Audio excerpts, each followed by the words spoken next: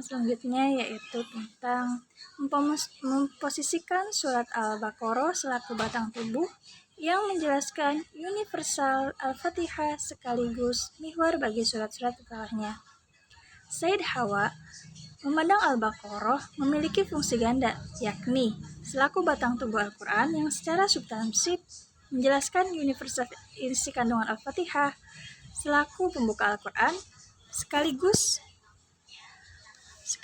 menjadi poros mihwar yang menjadi acuan penjelasan bagi surat-surat setelahnya.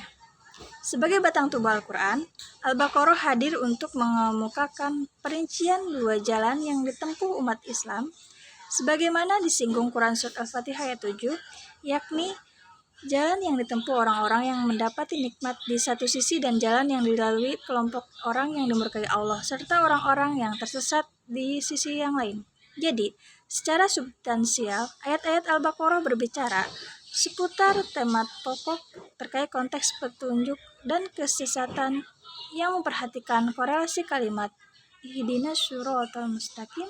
Dapat dipahami bahwa Allah menuntut manusia untuk mencari petunjuk dalam menjalankan kehidupan dunia dan petunjuk itu sendiri adalah Al-Quran yang oleh Allah sendiri diinformasikan di awal surat Al-Baqarah sehingga menegaskan bahwa Al-Baqarah secara spesifik menjelaskan substansi ajaran yang terdapat dalam Al-Fatihah. Said Hawa juga menyadarkan pandangan kepada hadis yang mengungkap sisi keistimewaan Al-Quran, yakni surat Al-Baqarah selaku surat yang menampung isi kandungan Al-Quran secara akomodatif dan berpijak pada makna hadis yang menunjukkan keagungan posisi Al-Baqarah di antara surah-surah Al-Quran. Makna hadis yang menunjukkan keagungan posisi Al-Baqarah di antara surat-surat Al-Quran itu diikuti yaitu likulli syai'in sama wasaman.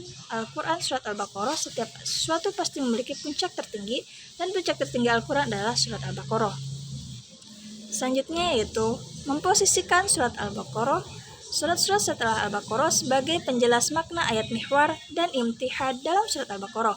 Sedangkan ayat imtidad adalah ayat-ayat dalam Al-Baqarah yang berposisi mendukung pembahasan ayat yang menjadi acuan atau mihwar dalam Al-Baqarah, di mana dalam konteks ini Said Hawa memandang surat Al-Imran sebagai rincian penjelas dan penjabaran dari pendahuluan Al-Baqarah ayat pertama sampai 20 dengan titik tekanan pada 5 ayat pertama yang isinya membahas sifat dan keadaan orang-orang mukmin.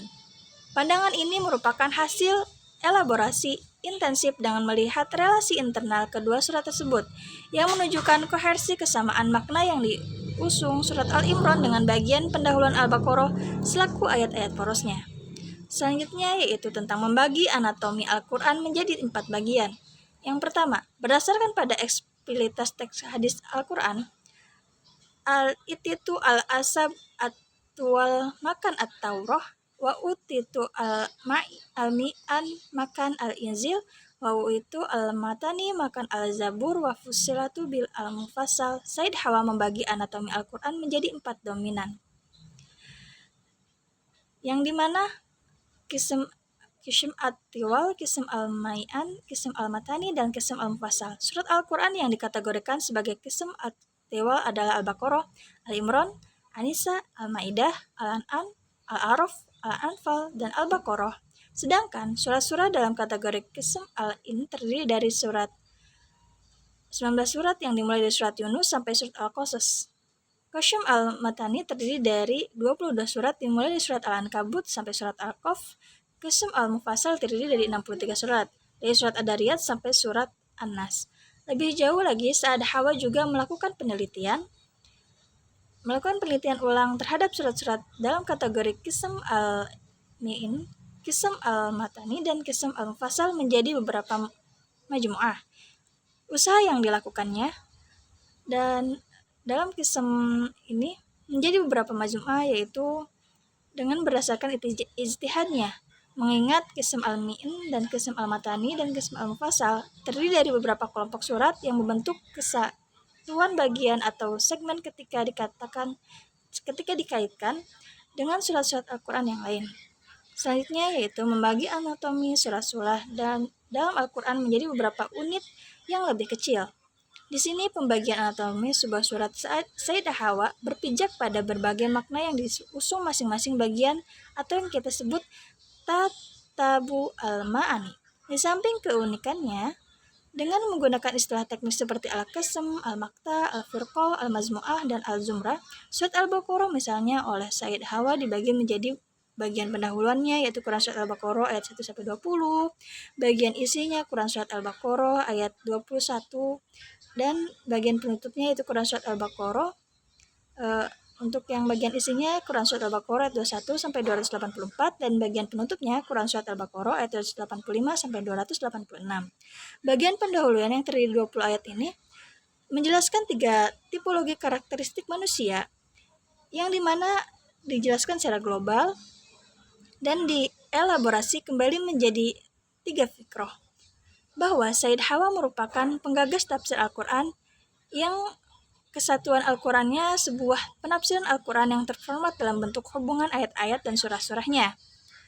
Dari awal sampai akhir, secara padat, integral, gagasan yang mengungkap rahasia kesatuan tema Al-Quran ini muncul akibat ketidakpuasan Sayyidah Hawa terhadap upaya para penafsir yang hanya mengungkap hubungan korelatif antar ayat dan satu surat atau hubungan akhir dengan pemulaan surat setelahnya, sebab jika ia tidak dilakukan akan membuka peluang pada para musuh untuk mendiskreditkan orang-orang Islam, memfitnah Al-Quran, dan juga melecehkan intelektual Muslim. Selanjutnya, di sini ada beberapa langkah-langkah sebagai kerja intelektual Sayyidah Hawa dalam upaya menyingkap kesatuan sebagaimana kerangka berpikir.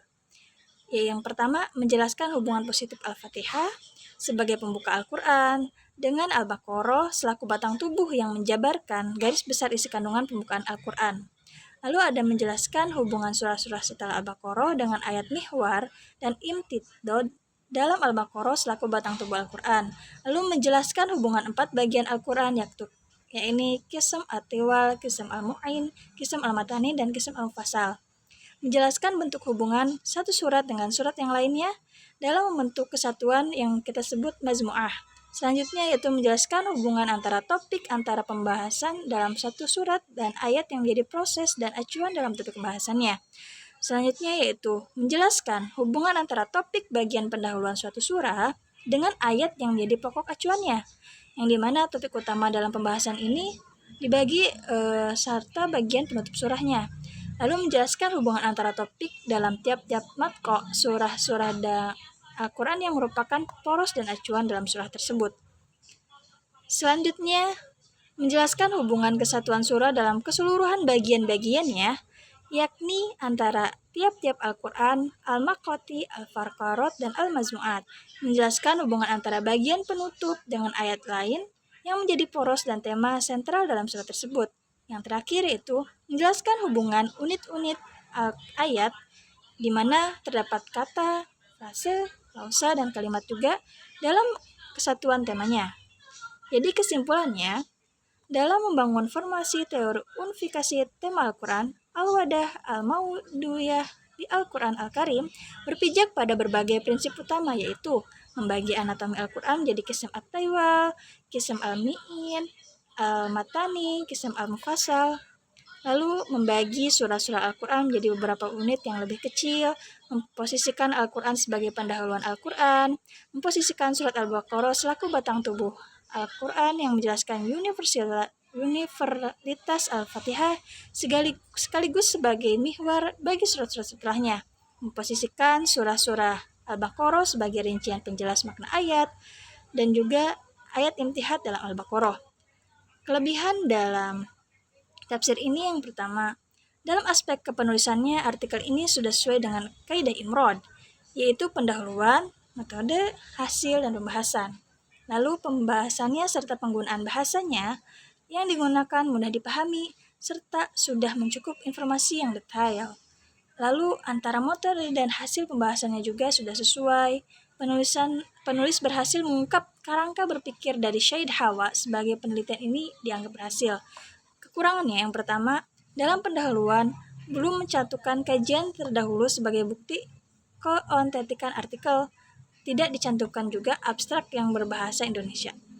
Segitu saja hasil review dari kelompok kami. Kurang lebih mohon maaf. Wassalamualaikum warahmatullahi wabarakatuh.